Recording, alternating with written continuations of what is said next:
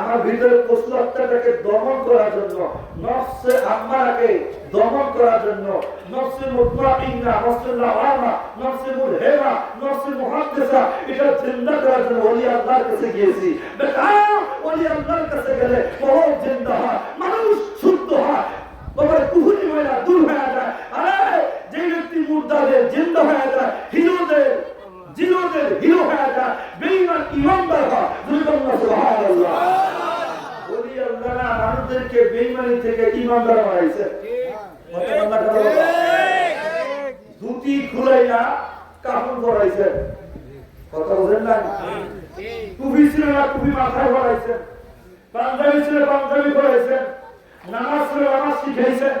সে ওলি আল্লাহকে যদি বেদাতি সেরা কি বুঝে ভাবকে যদি কইরা তারে তারে একটা মাথা ভাঙতে চাও, মৌলভী তুমি কি মুসলমান আছো কিনা তাতে শব্দ হয়, কথা ঠিক কি না? আমার তো মনে হয় না তুমি মুসলমানই আছো, কথা বলেন না?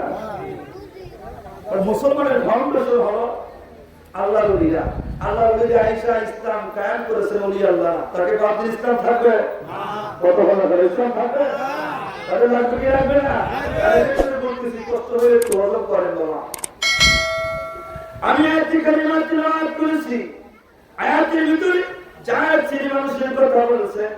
কেন বলবো? আমি এটা বোঝার জন্য আমি আপনাকে হাদিস খানা টান দিয়েছি বা তাফসীর খানা আমি আপনার সামনে পেশ করতেছি বাবা, নোট করে নেন। তাফসীর ইবনে কাসির কায়রা মিশরের ছাপ যার ঘরে আছে খুলে দেখে। বন্ধুরে আমার, ও বাবা জিরে, এই ইবনে কাসির রাহমাহুল্লাহ কি বলে শুনে রাখেন। এই দুনিয়াতে যদি তুমি মুমিন বান্দা যদি অনুসরণ না করো, তুমি কোনদিন ইলমের ফিক তুমি অর্জন করতে পারবে না, ইলমের আধুনিক জ্ঞান কোনদিন হাসিল করতে পারবে না। কারণ হলো ওলি আল্লাহর কাছে আমার আল্লাহ ইলমের আধুনিক জ্ঞান থাকে এবং আমার আল্লাহর নিকটবর্তী আল্লাহ থাকে। আল্লাহ থাকার কারণে, আল্লাহ বলার কারণে এই জন্য আমরা পীরের দরবারে গিয়েছি। সুবহানাল্লাহ। আপনাকে বলে ওই সাহাবী কেঁদে কেঁদে বলেন, ইয়া রাসূলুল্লাহ, নবী গো, মায়া নবীজি, আমি আপনার ছাড়া বাঁচবো না, আপনি আমার যান, আপনি যেদিকে যাবেন আমার সেদিকে নিয়ে যাবেন। নবীজি বলেন, সাহাবী কেন পাগলামি করো? হুজুর আমি বেশি বিদ্যুৎ হয়ে পড়ি, বেশি ভেঙে পড়ি, কেন জানেননি? কেন? যেদিন আমার মৃত্যুর কথা স্মরণ করি তখন আমি ভেঙে পড়ি হুজুর, খানা পিনা ছেড়ে দিই আর আল্লাহ দরবারে কান্দে বলি, আল্লাহ আমি তো নবীর দেখতে পারবো না, আমার মাকাম আর নবীর মাকাম তো এক না। নবীকে আল্লাহ পাক মাকামে মাহমুদ সর্বশ্রেষ্ঠ মাকামে আল্লাহ পাক উপনীত করবেন। সর্বস্তরে আমার আল্লাহ পাক নবীর সমাসীন করবেন, বসাইবে, স্থান দিবেন। মুসা নবীর চাইতে উপরে মাকাম আমার নবীর মাকাম। ইব্রাহিম নবীর দুরূদ যারা বড়, দুরূদ যারা ইব্রাহিম নবীর বড়, ওই ইব্রাহিম নবীর চাইতে উঠতে মাকাম আমার নবীর মাকাম। আল্লাহু আকবার। আদম নবীর উপরে আর উঠতে মাকাম আমার নবীর মাকাম। সাহাবী কিরকির বলেন, ইয়া রাসূলুল্লাহ, সবার উপরে তো মাকাম আপনার হবে, সেই স্থানে তো আমি যাইতে পারবো না, আপনাকে আমি দেখতে পারবো না। নবী গো, আমি তো আপনার না পাইলে আমি এই জীবন দিয়ে কি করবো?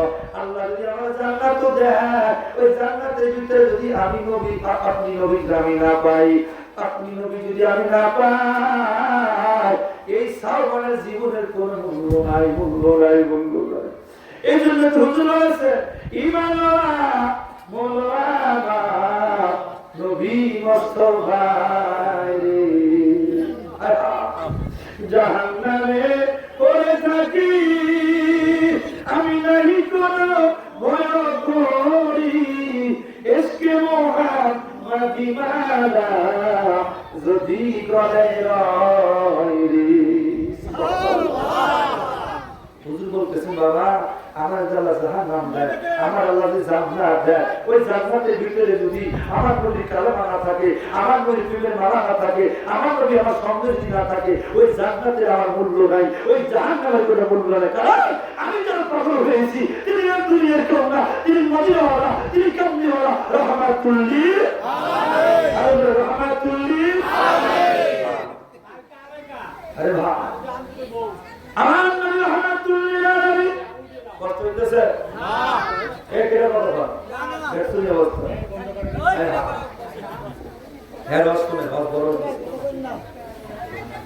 এটা আমাদের মসজিদ নোট করে না বন্ধুরা আমার বাবা দিরে এমন সময় সাহাবী চোখের পানি ছেড়ে দিয়ে বলেন ইয়া রাসূলুল্লাহ আমি আপনাকে পাবো না এই জন্য আমি কান্দি খানা পিনা ছেড়ে দিয়েছি বাড়ি ঘর ছেড়ে দিয়েছি আমার নবী চুপ হয়ে গেলেন এমন সময় আমার আল্লাহ পাক বলে জিবরাইল যা আমার নবীর দরবারে সুবহানাল্লাহ সুবহানাল্লাহ আমার আল্লাহ জিবরাইল ও জিবরাইল যাও যাও আমার নবীর দরবারে যাও আমার নবীর কাছে বলো আমার বন্ধু যেন প্রেশারি না করে টেনশন না করে চিন্তা না করে বন্ধুকে বলে দাও সাত শ্রী মানুষ কে যারা ভালোবাসবে কয় শ্রী মানুষ জোরে জোরে জোরে জোরে সাত শ্রী মানুষকে যে ব্যক্তি ভালোবাসবে মোহাম্মত করে আমার আল্লাহ পাগলে তারা হলো মাআল্লাযীনা আনাল্লাহু আলাইহিম মিনান নাবিয়্যিনা ওয়াস-সিদ্দিকিনা ওয়াস-শুহাদা ওয়াস-সালিহিন ওয়া হাসুনা উলাইকা রাফিকা তারা নবীগণ দুই নম্বর সিদ্দিকগণ তিন নম্বর শুহাদা চার নম্বর সালিহিন নেককার বান্দা আল্লাহর বিশ্বগণ এই চার শ্রেণীর মানুষকে যারা ভালোবাসবে কথা দিন করে আমি আল্লাহ তাদের সাথী সঙ্গী সাথী বানাইয়া কবরে রাখবো কবরের সাথী বানাইবো হাসরের সাথী বানাইবো মিজানের সাথী বানাইবো পুলসিরাতের সাথী বানাইবো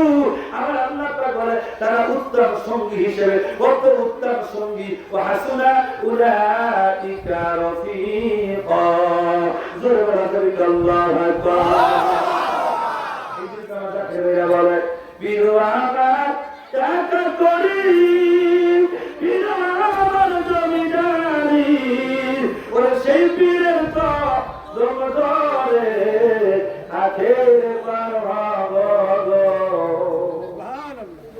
ঠিক না